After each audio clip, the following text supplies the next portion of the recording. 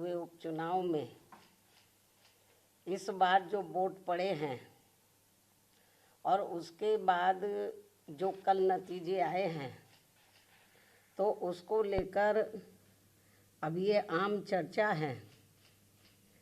मैं खुद नहीं कह रही हूँ, ये लोगों में आम चर्चा है कि पहले देश में बैलेट पेपर के जरिए चुनाव जीतने के लिए सत्ता का दुरुपयोग करके फर्जी वोट डाले जाते थे, और अब तो ईवीएम के जरिए भी ये कार्य किया जा रहा है, जो लोकतंत्र के लिए बड़े दुख व चिंता की बात है। इतना ही नहीं,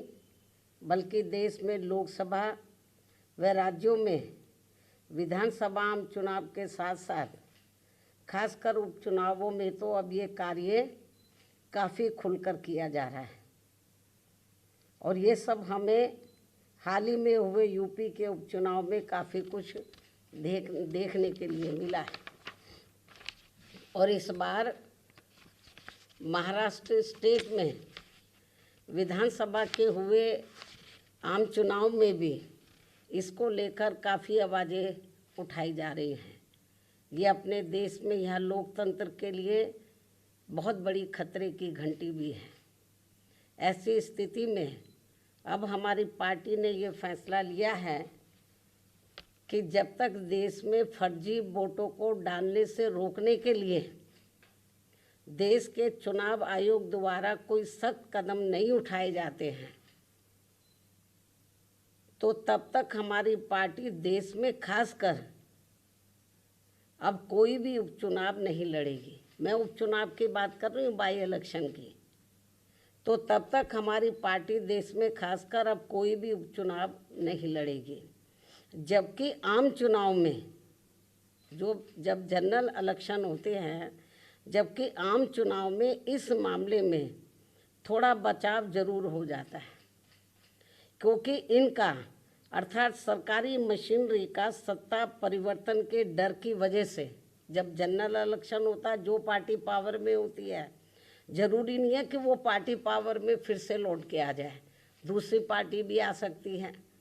तो फिर वो जो सरकारी मशीनरी है वो थोड़ा घबराती है। जबकि आम चुनाव में इस मामले में थोड़ा बचाव जरूर हो जाता है, क्योंकि इनका अर्थात सरकारी मशीनरी का सत्ता परिवर्तन के डर की वजह से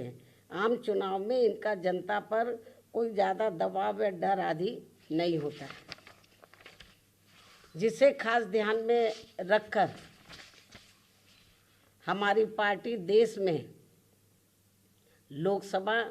व राज्यों में विधानसभा के आम चुनाव तथा स्थानीय निकायों के भी चुनाव पूरी तैयारी व दमदारी के साथ लड़ेगी। इसके साथ ही यहाँ मैं ये भी कहना चाहती हूँ कि यूपी में सन 2007 में बीएसपी की अकेले ही पूर्ण बहुमत की सरकार बनने के बाद से कांग्रेस, बीजेपी व इनके समर्थक सभी जातिवादी पार्टियाँ ये सोचकर काफ़ी घबराने लगी थी कि यदि बीएसपी केंद्र की सत्ता में आ गई तो फिर बाबा साहब डॉक्टर भीमराव अंबेडकर का व इनके अनुयायी रहे मान्यवर श्री कांशीराम जी का भी हर मामले में अधूरा रहा सपना जरूर साकार हो जाएगा, जिसे रोकने के लिए फिर इन्होंने अंदर अंदर आपस में मिलकर ये जो जातिवादी पार्टियां हैं, कांग्रेस, बीजेपी या कंपनी के जो लोग हैं, फिर इन्होंने अंदर अंदर आपस में मिलकर व पर्दे के पीछे से खासकर दलित समाज में से बिकाऊ व स्वार्थी किस्म के लोगों के जरिए अब इन्होंने अनेकों पार्टियां बनवा दी सन 2007 के बाद से, जिनको चलाने व चुनाव लड़ाने आदि पर पूरा धन इन्हीं पार्टियों का लगता है। तभी ये पार्टियां कई कई दर्जन गाड़ियों को साथ में लेकर चलती हैं,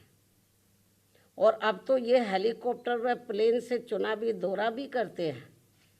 ऐसी लोगों में ये आम चर्चा है। जबकि हमारी पार्टी बीएसपी इसके लिए पार्टी के लोगों से बीएसपी सदस्यता आदि के जरिए अपना खर्चा खुद उठाती है। यहाँ ये भी गंभीरता से सोचने की बात है। और इतना ही नहीं, बल्कि फिर ये विरोधी पार्टियाँ अपने राजनीतिक लाभ के लिए उनके हिसाब से उनसे उम्मीदवार खड़े करवा के अब बीएसपी को कमज़ोर करने में लगी हैं। इसके साथ ही अब तो इन बिकाऊ व स्वार्थियों को मजबूती देने के लिए अब ये विरोधी पार्टियां अपना खुद का भी वोट ट्रांसफ़र करवा के इनके हर राज्य में 1-2 एमपी व एमएलए भी जितवा कर भेज रही है। इसलिए ऐसी सभी बिकाऊ व स्वार्थियों की पार्टियों को अब अपने भोले भाले दलितों, आदिवासियों, अन्य पिछड़े वर्गों व अक़लियतों को भी अपना एक भी वोट देकर खराब नहीं करना है। ये सब हमें अभी हाल ही में हरियाणा, महाराष्ट्र, झारखंड के हुए विधानसभा आम चुनाव के साथ साथ यहाँ उत्तर प्रदेश में भी 9 विधानसभा की सीटों पर हुए उपचुनाव में काफ़ी कुछ देखने के लिए मिला है। ऐसे में अब इन सभी वर्गों के लोगों को इन्हें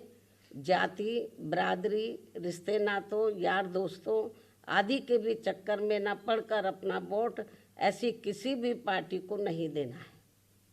बल्कि अपनी एकमात्र हितैषी पार्टी बीएसपी को ही अपना वोट देना है, जिसकी नीतियों व कार्यशैली को इन्होंने यूपी में, यानी कि जो वीकर सेक्शन के लोग हैं, इन्होंने यूपी में बीएसपी के, वैसे तो सर समाज के लोगों ने आजमाया है, इन्होंने यूपी में बीएसपी के नेतृत्व में 4 बार बनी सरकार में भी काफ़ी कुछ आजमाया है। इसके साथ साथ इन सभी वर्गों के लोग अब पुनः सत्ता में आने के लिए विरोधी पार्टियों की इन सभी साजिशों से हमेशा सावधान रहना है और आपस में भाईचारा पैदा करके अपनी पार्टी बीएसपी को हर मामले में ज़रूर मजबूत बनाना है तथा इनकी इन सभी साजिशों से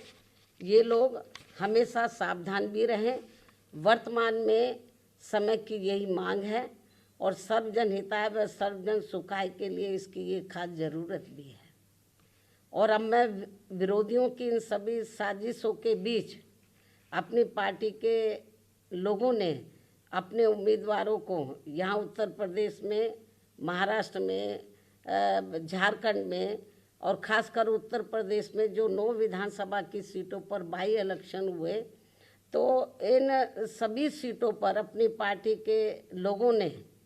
अपने पार्टी के उम्मीदवारों को जिताने के लिए जो पूरे जी जान से कोशिश की है,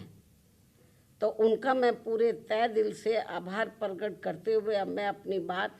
यहीं समाप्त करूं। लेकिन इससे पहले मैं यूपी सरकार को ये भी कहना चाहूँगी, कल यूपी में उपचुनाव को लेकर आए अप्रत्याशित नतीजों के बाद से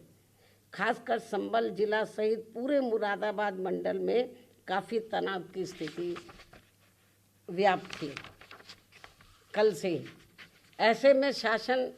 व प्रशासन को संभल में मस्जिद व मंदिर विवाद को लेकर सर्वे कराने का कार्य आगे बढ़ाना चाहिए था, जो तो ये ज़्यादा बेहतर होता। लेकिन ऐसा ना करके जो आज वहाँ सर्वे के दौरान जो कुछ भी बवाल हुआ है, हिंसा हुई है, तो उसके लिए यूपी का शासन व प्रशासन पूरी तरह से जिम्मेवार है। ये अति निंदनीय है। ये जो भी कुछ उधर हो रहा है ये अति निंदनीय है, जबकि ये काम दोनों पक्षों को साथ में लेकर शांतिमय ढंग से किया जाना चाहिए था, जो नहीं किया जा रहा है। ऐसे में अब मैं खासकर